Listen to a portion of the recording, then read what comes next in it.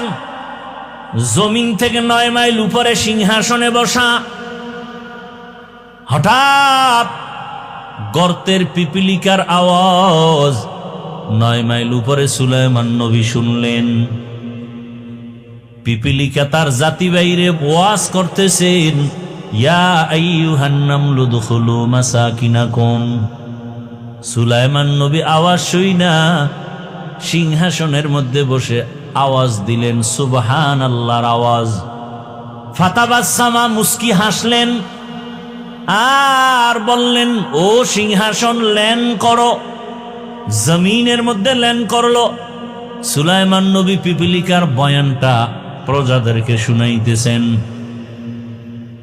আজানের সময়, নামাজের সময় নামাজ আদায় করবেন, নামাজের জন্য পানি প্রয়োজন, ওযু করবেন, পানি কোথায় পাবে? অচেনা পথ। সুলাইমান নবীর সিংহাসনের এক পার্শ্বে হুদহুদ নামের পাখি, ওর দায়িত্ব হলো তুমি পানি মন্ত্রী। ও নাক লাগাইলেই মাটির মধ্যে বলে দিত এখানে পানি। নবী সুলাইমান বলতেন, জিনেরা